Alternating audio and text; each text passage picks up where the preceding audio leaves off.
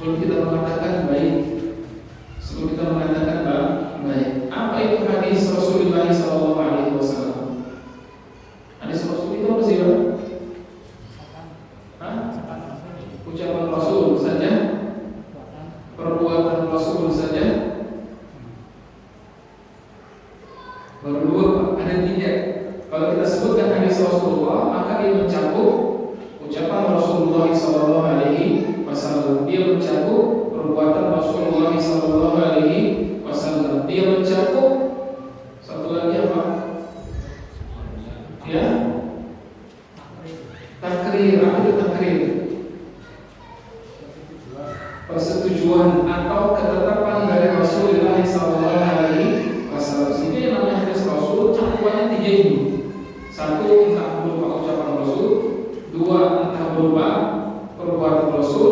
Tiga, berupa ketetapan dari Rasulullah SAW.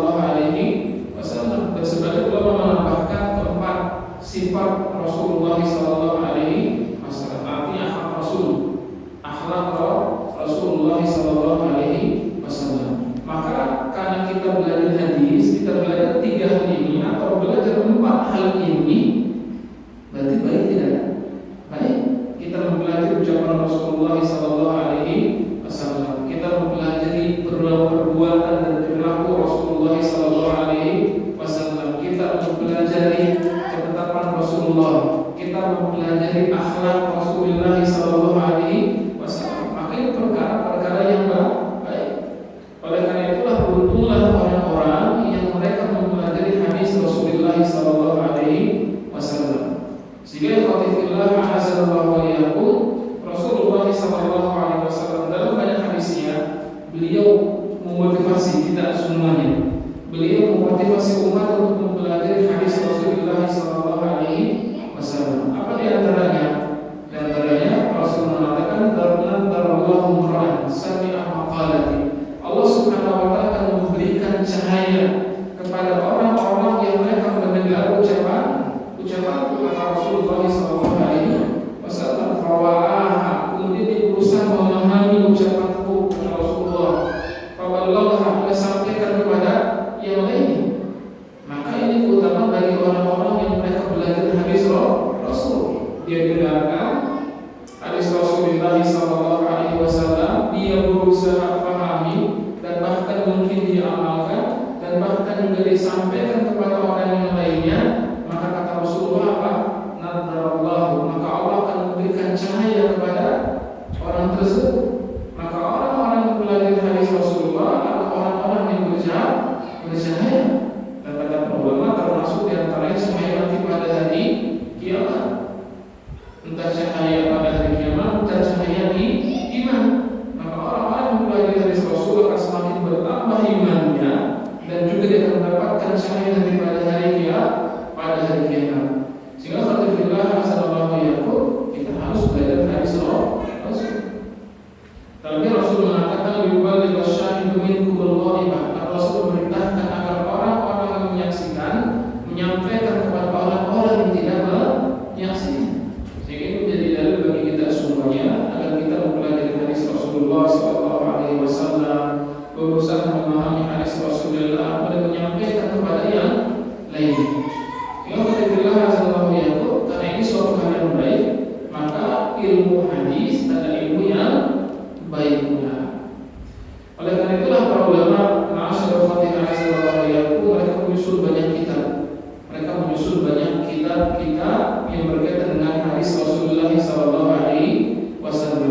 Ada yang panjang-panjang dan berjilid-jilid, tebal-tebal. Ada juga yang tipis-tipis. Nah, yang kita pelajari ini yang masih tipis-tipis saja. Ini yang masih tipis-tipis saja. Kalau belajar yang tebal-tebal mungkin butuh puluhan tahun. Tahun. Contohnya kita apa? Sahih Bukhari itu kurang lebih 6.000 sampai 7.000-an hadis. Sahih Muslim ribuan hadis. Sunan Abu Dawud, Sunan At-Tirmidzi, Sunan Ibnu Majah dan seterusnya itu ribuan hadis. Riyadhus Shalihin berapa hadis? Di atas 1.600-an hadis. Bulughul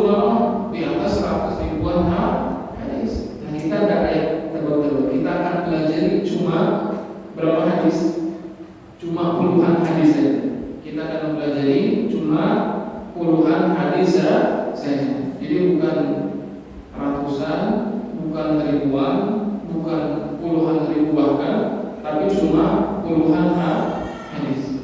Insyaallah taala kita akan mempelajari sekitar 40-an hadis Rasulullah sallallahu alaihi wasallam. Itu namanya kitab Arba'in Nawawiyah.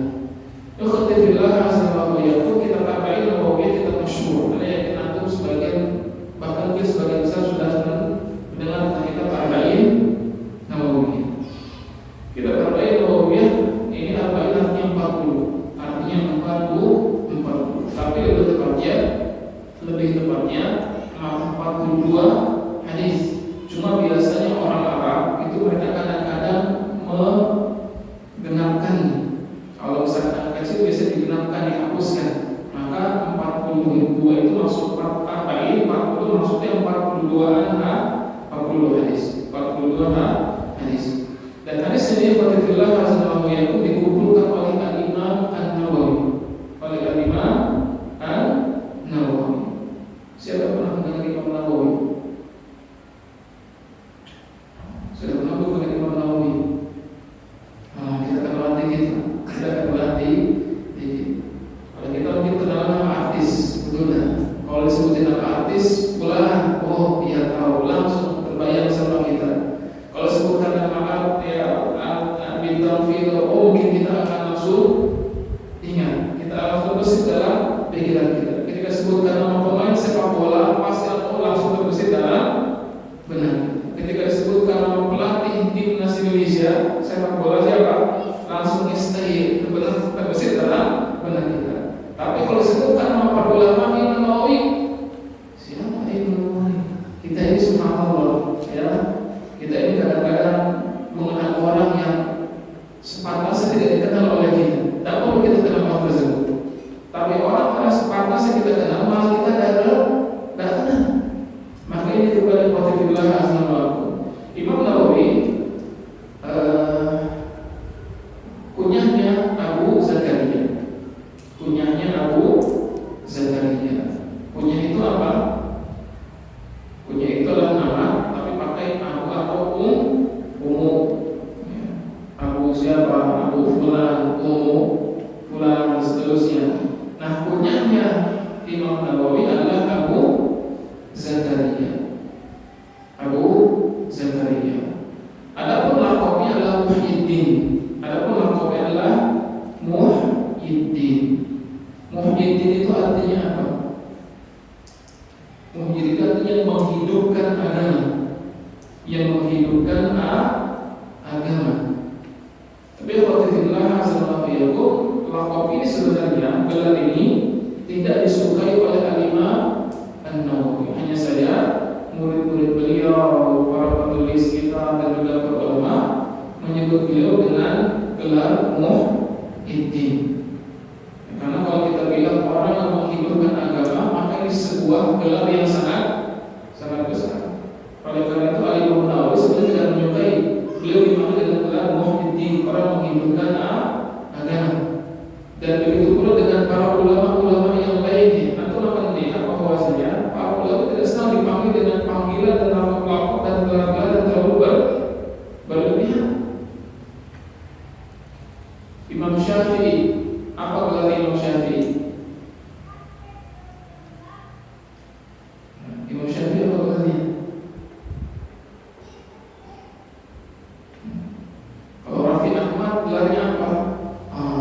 Sultan Andara Besar. Paham kalau Raffi Ahmad gelar Sultan Andara. Tapi kalau Imam Syafi'i subhanallah, kadang-kadang kita tidak tahu. Ya. Imam Syafi'i gelar Nasiru As-Sunnah, artinya pembela sunnah. Karena Imam Syafi'i di masa itu beliau termasuk orang yang gencar membela hadis Rasulullah SAW. Di saat zaman itu banyak orang-orang yang menggunakan ar-ra'yu akal secara berlebihan, sehingga ketika muncul Imam Syafi'i, maka beliau membela hadis Rasulullah SAW dengan mengedepankan sunnah Rasul, hadis Rasul dibandingkan akal ataupun logika. Itu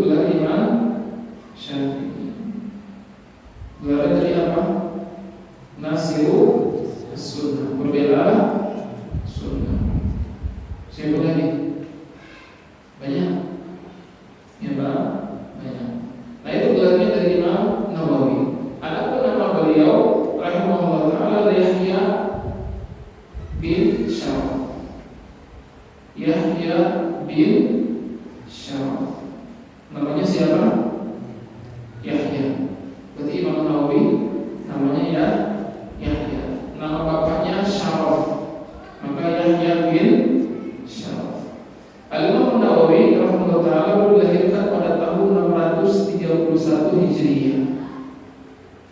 Dan beliau ini wafat pada usia 45 tahun. Jadi Imam Syafi'i ini termasuk ulama yang beliau meninggal dalam keadaan masih belum terlalu tua. Tetapi dengan pendeknya usia beliau ini, Allah Ta'ala, ternyata beliau banyak menghasilkan kitab-kitab yang sebagian kitab beliau sampai sekarang masih banyak dipelajari oleh orang-orang. Kita kenal kitab namanya Riyadhus Shalihin, karangan siapa? Imam Nawawi. Kita kenal kitab Arba'in, ini karangan siapa? Salah satu Imam Nawawi. Bagi mereka yang belajar fikih Syafi'i, ada nama kitab namanya Minhajul At-Talibin, karena di sunnah. Minhajul At-Talibin, di sunnah artinya bukan bahasa. Minhajul At-Talibin, karangan Imam An-Nawawi. Biasanya mereka belajar fikih Syafi'i, ini termasuk kitab yang wajib dipelajari oleh mereka yang menekuni fikih Syafi'i. Itu karangan siapa? Imam Nawawi. Ada kitab bahkan Imam Nawawi punya kitab namanya Al-Majmu'. Namanya Al-Majmu'. Al-Majmu' ini kitab yang berisikan fikih, tetapi yang mencakup perbedaan pendapat di antara para ulama. Tapi uniknya kitab ini ternyata Qatifillah Azallahu Yaqub ternyata bukan hanya dikarang oleh Imam Nawawi saja, tetapi juga dikarang oleh dua ulama yang lain. Imam Nawawi mengarang kitab Al-Majmu', kemudian disempurnakan oleh dua ulama setelahnya.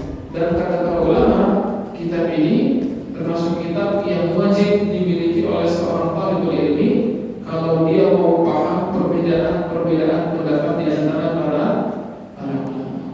Dan bahkan sampai sekarang Qatifillah Azallahu Yaqub kitab ini masih dipelajari. Sehingga kita lihat ternyata subhanallah Imam Syafi'i, Imam Nawawi ini termasuk ulama yang kitabnya sampai sekarang masih banyak dipelajari. Dan di antara kitab beliau yang tadi disampaikan yang masih sampai sekarang dipelajari kitab Arba'in Nawawi, kitab Arba'in Nawawi. Dan kitab ini Qatifillah Azallahu Yaqub berisi 42 hadis Rasulullah sallallahu alaihi wasallam. Yang mana kitab hadis-hadis ini isinya seputar usul hadis. Kitab beliau ini isinya seputar usuluddin. Usuluddin itu apa? Usul berasal dari kata pokok-pokok, ad-din itu agama. Berarti kitab ini isinya tentang pokok-pokok dalam agama Islam. Sehingga Anda mewasiatkan kepada tidak berbagai juga antum semuanya, paling tidak ini di antara kitab yang antum mesti punya. Di antara kitab yang mesti antum mesti punya. Ustaz, susah kayaknya, gampang, tinggal cari ke toko kitab di Selawi ada, di depan pasar Ganjaran juga ada. Atau di buku-buku toko Islam juga biasanya ada terjemahan Arba'in Nawawi.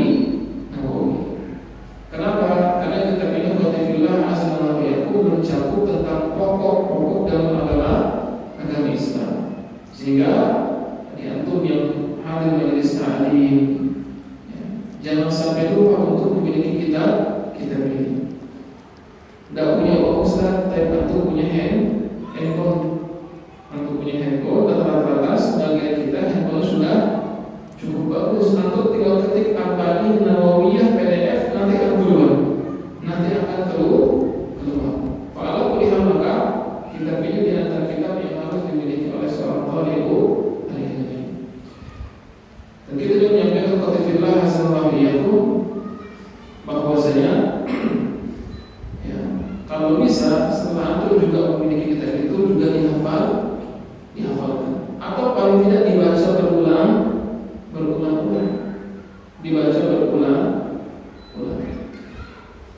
Kita tidak inginkan bahwasanya ada ada sebagian orang yang sudah sekian tahun mengaji, sudah mungkin 5 tahun, sudah mungkin 10 tahun, tetapi tidak paham isi kitab Arba'in Nawawiyah. Ada tidak seperti ini? Saya kira ada. Sudah mengaji kemana-mana, sudah mengaji dengan berbagai macam ustaz, sudah belajar tentang berbagai macam ilmu, tetapi ilmu yang paling dasar hadis Rasulullah dan kitab yang paling dasar kitab Arba'in ternyata tidak paham. Maka usahakan untuk punya kitabnya, entah kitab bentuk fisik atau bentuk file PDF misalnya. Antum bawa kemana-mana, ngapain? Sambil misalkan jalan, ketika antum istirahat, dibuka dibaca, dibuka dan dibaca. Karena kalau bila hasil waktu, insya Allah kita itu termasuk kitab yang berkah, kitab yang berkah. Ciri kitab yang berkah apa diantaranya? Apa diantara ciri kitab yang berkah? Banyak orang yang mempelajarinya. Maka antum akan temukan berbagai macam orang, berbagai macam kelompok mereka mempelajari kitab hadis Arba'in Nawawiyah. Maka ini tanda kata ulama, wallahu a'lam, ini tanda keberkahan kitab ini. Ini tanda keberkahan kitab ini. Maka suatu hal yang baik pula kalau kita mempelajari kitab yang ada keberkahan di dalam. Dan di antara kita tersebut kitab Arba'in Nawawiyah. Terutama teman-teman sudah bisa bahasa Arab, yang sudah bisa baca kitab lancar atau tidak lancar, ini termasuk kitab yang wajib untuk dimiliki dan kitab yang wajib untuk ada kan bisa bahasa Arab, ada 1, 2, ada beberapa ini wajib dihafalkan sebenarnya, wajib dihafalkan. Karena kita belajar bahasa Arab buat apa? Yang belajar bahasa Arab tujuannya buat apa? Yang belajar bahasa Arab tujuannya buat apa? Satu, untuk mempermudah memahami Al-Quran. Yang kedua, untuk mempermudah memahami hadis Rasulullah SAW. Maka sebuah kelalaian sangat besar kalau antum belajar bahasa Arab tapi tidak belajar Quran. Sebuah kelalaian besar ketika seorang belajar bahasa Arab tapi tidak mempelajari hadis Rasulullah SAW. Dan sebuah kesalahan besar ketika seorang belajar bahasa Arab tapi tidak menghafal Quran, entah sebagiannya atau seluruhnya, atau juga menghafalkan hadis Rasulullah SAW sedikit ataupun banyak. Kalau gitu ngapain coba belajar Quran?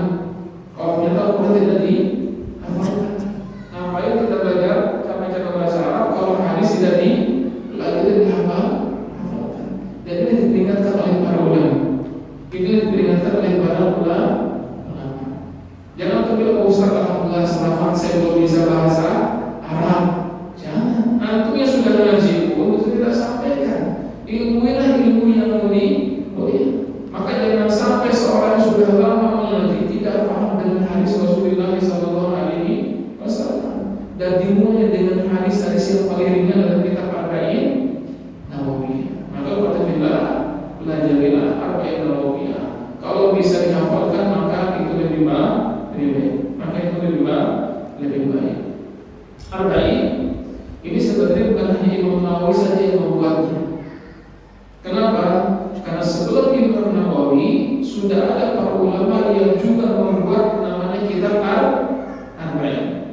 Al-Imam Ibnu Mubarak sebelum Imam Nawawi, Al-Imam At-Tusi sebelum Imam Nawawi, Al-Imam Sufyan Ats-Tsauri sebelum Imam Nawawi. Juga para ulama-ulama yang lainnya, mereka juga ternyata mengarang kitab namanya Arba'in.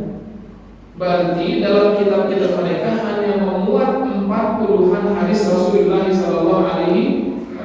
Bahkan sampai zaman sekarang masih banyak para ulama yang mereka membuat kitab Arba'in.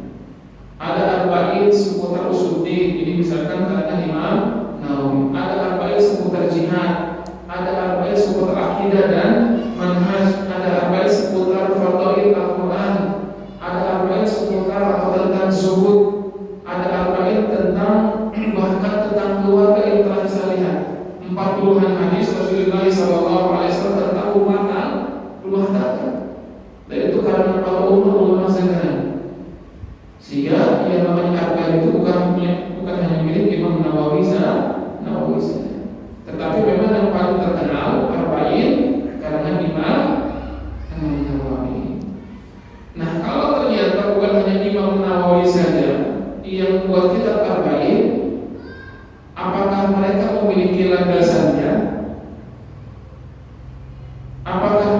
dalilnya bahwasanya yang namanya kitab itu dikumpulkan paling tidak 40-an hadis. Sebenarnya tidak ada dalil secara khusus. Tidak ada dalil secara khusus. Cuma secara umum saja bahwasanya ya Rasulullah SAW disampaikan kita sebutkan di awal pertemuan tadi, nadzalallahu ra'an sami'a maqalati, bahwasanya Allah Subhanahu wa taala akan memberikan cahaya kepada orang-orang yang mendengarkan perkataanku fawa'ah, kemudian berusaha memahaminya, kemudian sampaikan kepada orang lain, maka orang itu mendapatkan cahaya dari Allah Subhanahu wa taala. Oleh karena itulah para ulama yang mereka menyusun kitab-kitab hadis. Dan yang paling ringan memang jumlahnya sekitar 40-an. Jumlahnya sekitar 40-an. Masyaallah Fatihah sallallahu alaihi, demikian sedikit sebagai mukadimah yang berkaitan dengan kitab Arba'in Nawawiyah. Tidak banyak lebar, kita akan masuk pada hadis yang pertama. Itu Al-Imam An-Nawawi menukil hadis dari sahabat yang mulia Umar bin Khattab radhiyallahu taala anhu. Kita katakan menukil, kenapa menukil? Karena Imam Nawawi tidak langsung mengambil hadis dari siapa? Dari para perawi seperti zaman Imam Bukhari. Tetapi Imam Nawawi mengambil hadis dari kitab-kitab hadis yang sudah ada. Dari kitab-kitab hadis yang sudah ada. Ada beliau ambil hadis dari mana? Dari Sahih Bukhari. Ada yang beliau ambil dari Sahih Muslim. Ada yang beliau ambil dari hadis riwayat Imam Tirmidzi. Juga para ulama-ulama yang lain.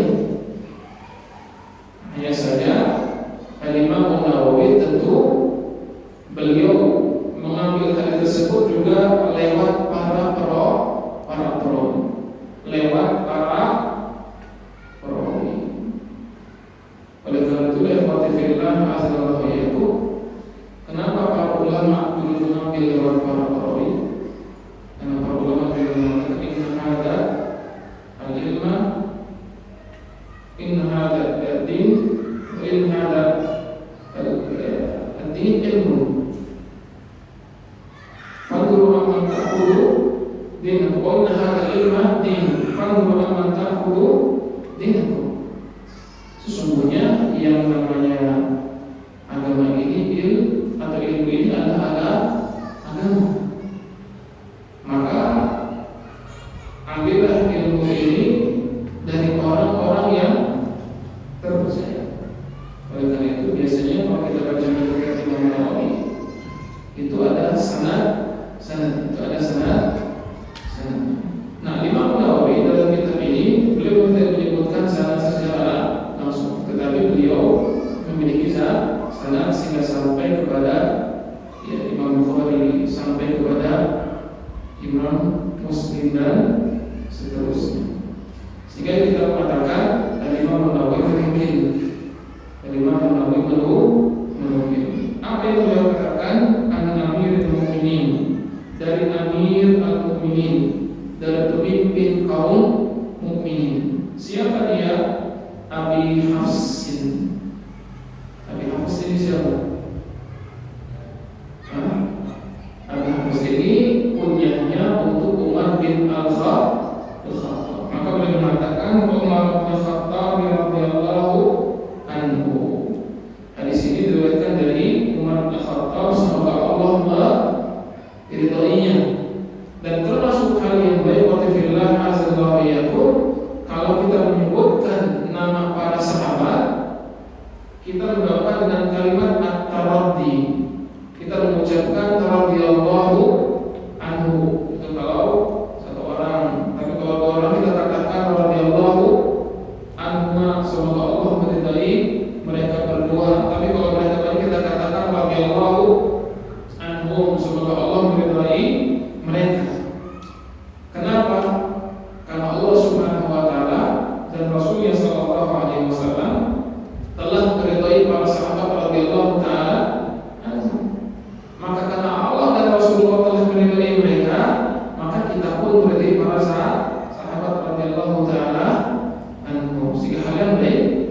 disebutkan nama sahabat oleh kita, kita mengucapkan radhiyallahu anhu. Tapi boleh tidak kita mengucapkan radhiyallahu anhu kepada selain para sahabat? Boleh tak? Boleh tidak kita mengucapkan kepada Syekh misalkan Syekh Shalih Al-Utsaimin radhiyallahu anhu, Syekh bin Baz misalkan radhiyallahu anhu? Tidak boleh. Baik, boleh tidak kalau kita mengucapkan ya Ustaz Fulan almarhum? Boleh tidak Pak? Tidak boleh. Cara mutlak berkaitan dengan mengucapkan radhiyallahu anhu, kata para ulama memang sebagian mengatakan tidak boleh. Kenapa? Karena kalimat taraddi ini hanya khusus untuk para sahabat. Tetapi kalau maksudnya dua, kalau maksudnya kita mengharapkan agar orang ini mendapatkan keridhaan dari Allah Subhanahu wa taala, maka kita mengucapkan radhiyallahu anhu meskipun dia bukan para sahabat, maka para ulama membolehkannya. Oleh karena itu kalau aku baca kitabnya para ulama, sekali lagi, antum sudah bakal percaya. Kalau antum baca di kitab, maka yang belum bisa bahasa Arab harus bisa baca kitab supaya percaya. Karena kalau ini kadang-kadang ngerti terus masa iya sih. Antum kalau baca kitabnya para ulama, antum akan menemukan, kita akan menemukan banyak para ulama menyebutkan dengan penggunaan radhiyallahu anhu atau semisalnya kepada orang-orang yang mereka bukan para sahabat. Kenapa? Karena dianggap sebagai doa. Karena dianggap sebagai doa. Oleh karena itu kalau kita juga mengucapkan almarhum, boleh tidak? Almarhum boleh tidak? Jadi prinsip berfikirlah azamah. Tapi kalau sunnah wal jamaah prinsip yang pertengahan. Prinsip yang pertengahan. Maka setiap antum dia satu hal, jangan langsung vonis adanya. Jangan selalu katakan ada, seolah-olah tidak ada jalan tengah di antara ada dan dia tersebut. Ahlus sunnah orang-orang yang sifatnya pertengahan. Maka mereka tidak berlebihan dan mereka juga tidak mengurangi. Dan Syekh Shalih Al-Utsaimin mengatakan ketika ditanya oleh orang-orang yang tentang penggunaan kata almarhum atau penggunaan Allah yarham dan semisalnya, kata beliau kalau niatnya yakin bahwasanya orang ini akan dirahmati oleh Allah, maka hukumnya tidak boleh. Kita menyebut nama seseorang dengan menggunakan kata almarhum dengan anggapan orang ini pasti akan dirahmati oleh Allah, maka hukumnya tidak boleh. Tapi kalau kita mengucapkan almarhum dengan harapan dan doa, semoga orang ini dirahmati oleh Allah Subhanahu wa taala, boleh atau tidak? Boleh. Dan itu dikatakan oleh Syekh Shalih Al-Utsaimin rahimahullahu taala. Maka betul-betul azzallakum itulah sunnah. Mereka yang bertengah-tengah, sehingga aku akan dapat perkataan para ulama atas Syekh bin Baz, atas Syekh Shalih Al-Utsaimin, hatta Ibnu Taimiyah, aku akan mendapati fatwa-fatwa mereka fatwa-fatwa yang bertengahan, fatwa-fatwa yang bertengahan, sehingga begitu pula seharusnya kita bersikap. Begitu pula kita harus bersikap. Nah, masalah perkataan radhiyallahu anhu, kalau dia yakin ketika diucapkan kepada selain sahabat, dia yakin bahwasanya orang ini akan mendapatkan keridhaan Allah, maka hukumnya tidak boleh. Tetapi kalau sekedar sebagai doa agar orang disebutkan nama ini mendapatkan keridhaan dari Allah, maka hukumnya boleh. Oleh karena itulah kalau kita baca kitabnya para ulama, kita akan menemukan ternyata banyak para ulama menyebutkan nama-nama orang-orang yang mereka bukan para sahabat itu disebutkan dengan radhiyallahu anhu. Kenapa? Karena ini dianggap sebagai doa. Ini dianggap sebagai doa. Allah a'lam bishawab. Qala, kata Umar bin Khattab, beliau berkata, sami'tu Rasulullah sallallahu alaihi wasallam, aku telah mendengar Rasulullah sallallahu alaihi wasallam bersabda. Dan ini khatifillah azallahu menjadi pelajaran bagi kita semuanya, bahwasanya kalau kita mendengar kabar itu harus yakin bahwa kita benar-benar mendengar kabar tersebut dengan baik.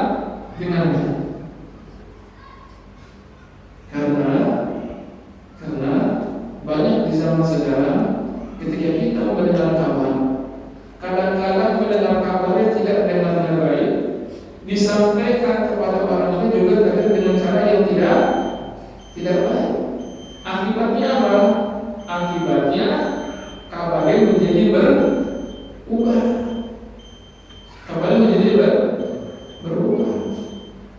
Anak kelas beberapa kali melihat ada potongan video sedang ada game, ada game. Game ini disebutkan bahwasanya mereka berebutan dan datang beberapa orang lamanya. Kemudian orang pertama dibisikin suatu kalimat, dibisikin suatu kalimat yang cuma beberapa kata saja. Dikasih ke orang pertama kalimatnya benar. Yang pertama menyampaikan, yang kedua kalimatnya masih benar, tapi kan bisik-bisik, berarti suaranya terlalu jelas. Sampaikan orang ketiga, mulai kabarnya berubah sedikit. Sampaikan lagi kepada orang keempat, kabarnya semakin berubah. Sampai terus sampai ujung, kabarnya berubah 100% berubah total.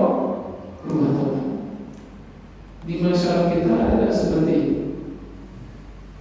Ada nggak seperti ini? Jangan di masyarakat, di kalangan kita pun juga Pak. Nah kalau seperti ini, kita ini tidak pantas sebagai perawi hadis sebenarnya. Tidak pantas, tidak pantas. Oleh itu, Assalamualaikum. Di zaman sekarang ini, yang terbaik Allah Alam. Menurut saya pribadi, tapi pendapat saya pribadi mungkin masih bisa diperdebatkan. Kalau antum mendengar kabar dan kabar tersebut bukan suatu kabar yang ada catatan dan buktinya, maka lebih baik tidak usah antum sebarkan. Lebih baik tidak usah antum sebarkan. Apalagi kabarnya cuma potongan. Apalagi zaman sekarang yang namanya video suara sudah bisa sekarang ada teknologi apa namanya? Teknologi bukan istri ya, teknologi Kalau itu singkatannya apa? AI. Atau AI? AI.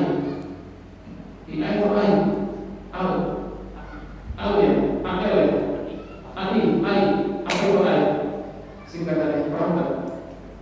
Kayak pokoknya itu deh. Yang muka itu bisa rekayasa, suara juga bisa rekayasa. Bahkan saya sudah melihat ada video satu ustaz yang dirubah suaranya, mulutnya bergerak dengan kalimat-kalimat suara tersebut, tapi yang diucapkan sebenarnya bukan kalimat itu. Dan video mirip sekali, video sangat mirip sekali. Jadi ustaz itu mengucapkan suatu kalimat yang sebenarnya bukan kalimat itu, tetapi dirubah. Dan anehnya karena teknologi ini mulutnya sama persis dengan kalimat yang sudah berubah tersebut. Anda bayangkan ketika ada orang share semuanya berita-berita ini, video ini, apa terjadi? Bisa salah paham tak? Bisa salah paham. Oleh karena itu, di zaman kita sekarang ini, antum mesti berhati-hati ketika antum mau menyebar suatu video, antum mau menyebar suatu rekaman suara, karena zaman sekarang sudah gampang direkayasa. Pada kuliah sudah masuk kisah ya, kita belum melihat Rasulullah Sallallahu Alaihi Wasallam. Pada kuliah yang Umar bin Khattab beliau mengatakan, aku telah mendengar Rasulullah Sallallahu Alaihi Wasallam bersabda. Dan ketika Umar bin Khattab mengatakan aku telah mendengar, ini biasanya termasuk tingkat hadis yang paling tinggi. Atau aku melihat, aku merasakan, aku mendengar, itu biasanya kata ulama itu menunjukkan hadis ini tingkatannya termasuk tingkatan yang paling tinggi. Kalau untuk dengar kabar, antum tanya ini untuk dengar langsung tak? Antum dengar langsung tak? Kenapa? Kalau iya, berarti itu pada tingkat yang paling tinggi. Tapi nanti dulu jangan terburu-buru. Ini orang hafalan kuat apa enggak? Kalau zaman kita sekarang hafalan kita tidak kuat semua. Buktinya coba nanti ingat-ingat sampai rumah tadi yang Anda sampaikan Anda pasti di atas 50% antum lupa dengan apa yang tadi disampaikan. Menunjukkan bahwasanya kita ini sisi hafal zaman sekarang sudah tidak punya kekuatan. Kalau melihat hadis ini disampaikan tentunya oleh Umar Khattab radhiyallahu taala ini menunjukkan bahwasanya hadis ini punya tingkatan yang tinggi. Kenapa? Karena beliau mendengar dari Rasulullah sallallahu alaihi wasallam secara langsung. Yaqul, apa kata beliau? Innamal a'malu binniyat. Sesungguhnya yang namanya amalan-amalan bergantung kepada niat. Yang namanya amalan-amalan bergantung kepada niat. Alhamdulillah hadis ini termasuk hadis yang agung. Hadis tentang niat ini termasuk hadis yang agung. Bahkan saking agungnya hadis ini, banyak di antara para ulama yang mereka mencantumkan hadis ini di awal kitab-kitab mereka. Maka kalau antum baca kitab Arba'in di antaranya, kalau antum baca misalkan kitab Sahih Bukhari, itu sudah pernah kitab Sahih Bukhari? Sudah pernah kitab Sahih Bukhari? Coba nanti lihat di internet kitab Sahih Bukhari. Minimal pernah melihat saja. Pernah melihat saja. Jangan WhatsApp terus, WhatsApp yang lihat, Facebook yang terlihat. Kita ulama kita tidak pernah melihat, ambil saja kita tidak pernah melihat. Coba tuh lihat. Ternyata dalam kitab Sahih Bukhari, awal hadisnya itu apa? Hadis tentang niat. Awal kitab Sahih Bukhari tentang niat. Awal kitab Riyadhus Shalihin tentang niat. Awal kitab Umdatul Ahkam. Kitab Umdatul Ahkam. Sudah pernah mendengar kitab Umdatul Ahkam? Baru mendengar. Baik. Nanti kapan-kapan selesai kitab Arba'in, kita akan belajar kitab Umdatul Ahkam. Umdatul Ahkam lebih tebal daripada Arba'in. Kenapa? Karena jumlahnya sudah mulai ratusan. Jumlahnya sudah mulai ratusan. Kalau Arba'in masih 40-an. Kalau Umdatul Ahkam sudah mulai ratusan. Nanti Umdatul Ahkam selesai, kita naik level lagi. Biasanya apa? Biasanya kalau tidak Riyadhus Shalihin, kita Bulughul Maram. Nah, Bulughul Maram Riyadhus Shalihin sudah ribuan. Sudah ribuan. Nah, ternyata kita Umdatul Ahkam, hadis yang pertama kali dimulai dengan hadis tentang hadis tentang niat. Nah, kenapa hadis tentang niat ini menjadi hadis yang banyak menjadi perhatian para ulama? Kata mereka, karena yang namanya perbuatan hamba atau apa yang dilakukan oleh hamba itu berputar di atas tiga. Itu berputar di atas tiga. Perbuatan hamba itu berputar di atas berapa hal? Tiga hal. Nah, karena tiga hal inilah kemudian hadis tentang niat menjadi perhatian besar di antara para ulama. Nah, apa tiga hal ini? Nanti insya Allah akan kita lanjutkan di pertemuan yang akan datang. Wallahu a'lam bishawab. Demikian khotimillah hasanah yang bisa disampaikan pada kesempatan ini. Dan sebelum menutup, kita mau mengambil kesimpulan. Apa kesimpulannya? Pertanyaan tolong dijawab. Apa atau siapa pengarang kitab Arba'in yang sedang kita pelajari? Imam Nawawi. Dari masih apa kunyahnya Imam Nawawi? Abu Zakaria. Alhamdulillah saya paham. Apa laqabnya Imam Nawawi? Muhyiddin. Baik. Siapa nama Imam Nawawi? Yahya bin Syaraf. Baik, alhamdulillah. Imam Nawawi mengarang beberapa kitab, di antaranya apa saja? Riyadhus Shalihin, terus Arba'in, terus